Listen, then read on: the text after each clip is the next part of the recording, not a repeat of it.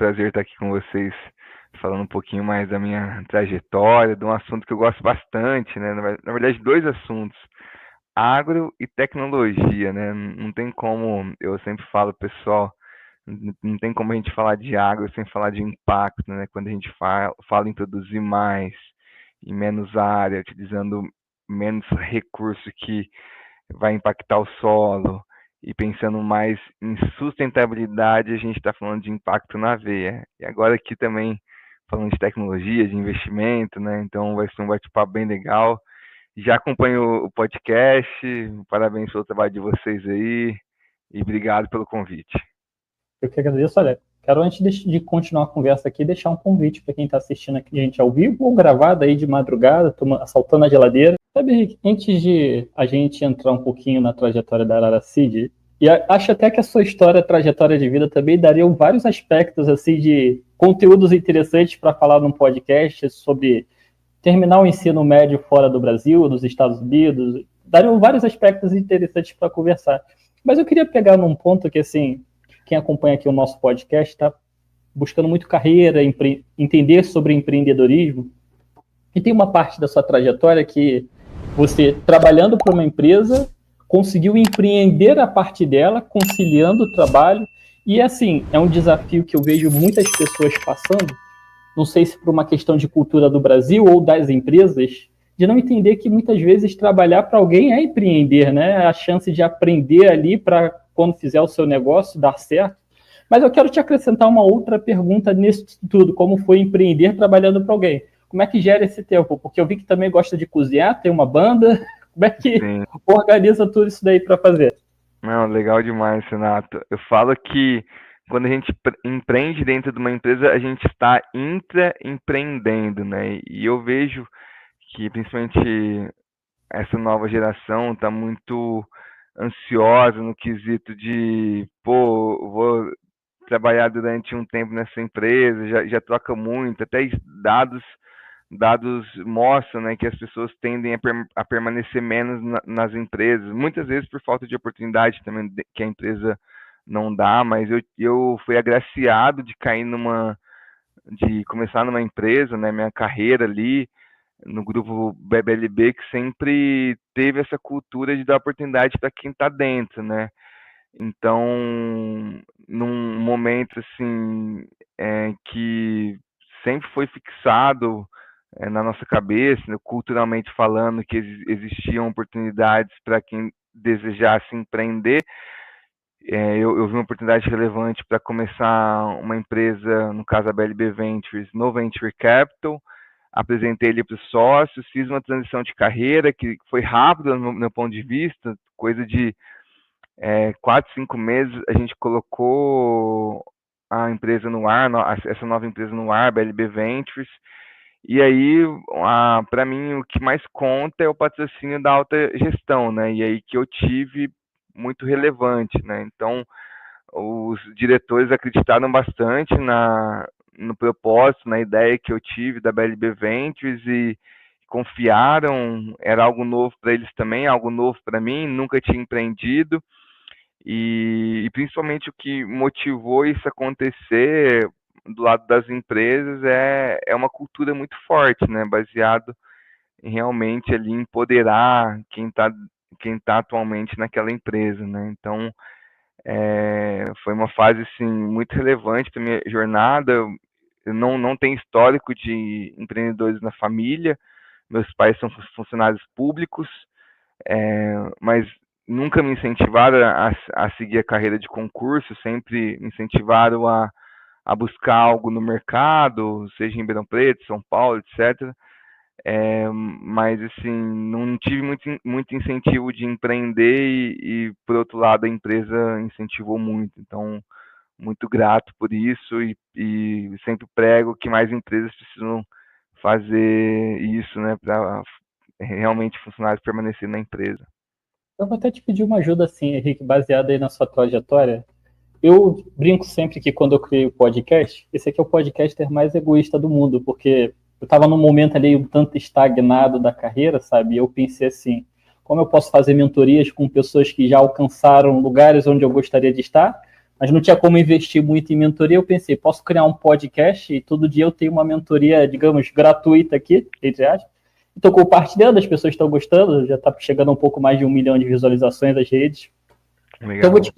vou te pedir uma ajuda aqui nesse momento de escolha da carreira, sabe? Por mais que você diga que no começo foi sorte encontrar a empresa, mas, bom, você tem toda a sua trajetória dentro dessa empresa e a sua construção de carreira. Como é que você hoje escolheria uma empresa que poderia te dar essa oportunidade de aprender, ter um bom trabalho, que pague as contas, é importante, Uhum. mas que também te dê a chance de crescer, sabe? E eu digo crescimento, não estou nem falando só de empreender, mas Sim. crescer. Como é que você faria essa escolha hoje? Então, o que eu utilizei muito, né, é entender os valores da empresa e trocar bastante ideia com quem já estava na empresa, né? Eu, coincidentemente, né, eu tinha um amigo que já estava há 4 anos na empresa e eu trocava muita ideia com ele de como era trabalhar ali, né?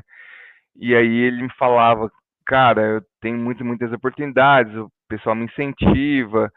E aí comecei a trocar ideia com outras pessoas também que já trabalhavam ali na empresa, né, para realmente validar aquelas afirmações, né? E aí foi unânime, lidera aí em várias commodities, né?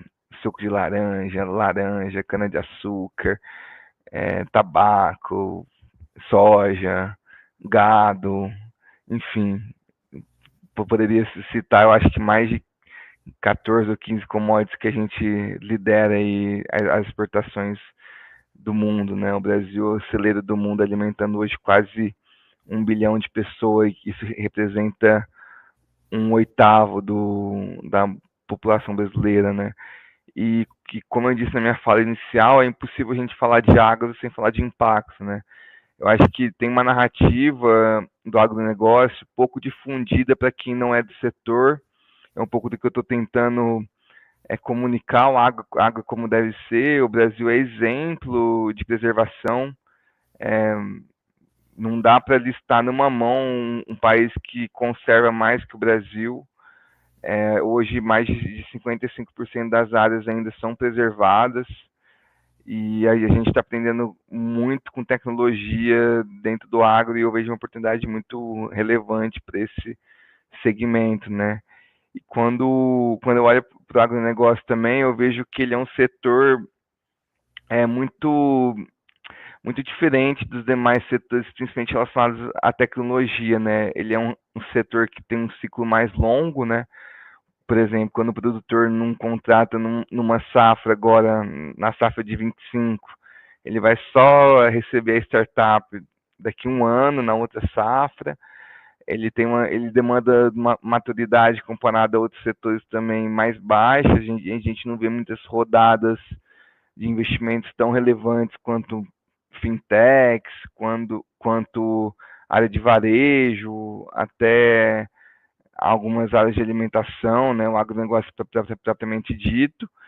E é um segmento totalmente dependente do clima, né, que eu acredito bastante nessa vertente de clima, né? Então eu vejo que a gente tem dois grandes desafios globais do agro atualmente, que é segurança alimentar e clima, né? E aí eu estou buscando soluções como que a gente consegue de fato endereçar soluções para esses dois grandes desafios e isso, como eu disse, é impacto na veia. Então está envolvido com essas iniciativas, né? De principalmente de hackathons, isso me ajudou bastante a tirar do papel o primeiro negócio.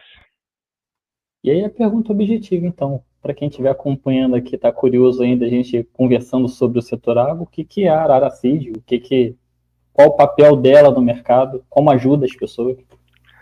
A Arara Seed é uma plataforma de investimento em startups do agro, né? A gente une a ponta de empreendedores que querem captar recurso com investidores que querem investir a partir de R$ 1.000, né? Então é como se fosse ali uma plataforma de investimento, como se fosse um marketplace, né? Unindo as duas pontas, né? Então, nos últimos 24 meses, nós avaliamos 422 negócios para ter 4 investimentos, ou seja, a gente faz uma curadoria para esses investidores investir, né? Então, atualmente nós temos mais de 3 mil contas cadastradas na plataforma, sendo 400 investidores ativos, né? Então, isso é muito legal do que a gente está fazendo, que é democratizando o acesso ao investimento e do lado do empreendedor, acessibilizando o capital para ele conseguir, de fato, impactar e alimentar o mundo, né? Sabe, eu tenho uma curiosidade sobre o seu negócio, Henrique. Assim, eu vou dividir ela em duas, que eu acho que a sua resposta pode ajudar tanto, digamos, o proprietário do pequeno negócio, do agronegócio, e assim, quem está pensando em empreender na área. A primeira pergunta é assim, eu não vou usar a palavra conservador, mas, digamos, normalmente o público do agronegócio tende a ser talvez mais cauteloso. Não sei se eu estou usando a palavra certa. Sim, com E eu certeza. fico me perguntando assim, imagino que também quem invista, principalmente pelo ticket mais baixo, em alguns casos, como você citou, sejam pessoas que conhecem, entendem o potencial do agronegócio. Eu tenho que ser honesto, é triste dizer isso, mas eu sou do Rio de Janeiro, eu acho difícil alguém daqui do Rio dizer assim, vou investir numa fazenda, sabe? Vou criar gado. Talvez seja a última coisa que alguém fez. Então, dito isso, como foi para você, digamos, fazer esse público entender o seu negócio, sabe?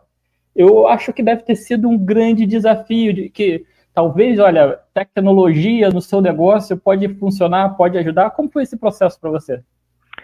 Legal, Renato. Coincidentemente também, hoje a maior parte do público nosso, né, de investidores que já efetivaram investimento, mais de 70% é do agro, ou trabalha na empresa do agro, tem relacionamento com agro, ou já conviveu com agronegócio, né? Os outros 30 são pessoas que ouviram dizer que o agro é um bom investimento, inclusive estão acompanhando a economia ali e vendo o crescimento do mercado agro nos últimos 20 anos, né? A gente deixa de ser um dos maiores importadores de alimento para ser um dos maiores exportadores de alimento global, né? Então passa muito pela educação, né? Como eu disse, o brasileiro não tem muita educação financeira. A gente tem quase 240 milhões de pessoas no Brasil e menos de 10 milhões que investem na bolsa, né? Então aí você vê, para falar sobre investimento em startup, que é um negócio muito mais arriscado, que tem chance de perder o dinheiro, né? Passa muito por educar esse público, né? Falar, pô, aqui é uma diversificação. Você vai alocar só uma parcelinha do seu capital, porque você corre o risco de perder. E de fato, né, quem é do agro é muito conservador, por isso que a ideia de ter tickets menores, né, para que a turma consiga experimentar e diversificar seu portfólio de investimento.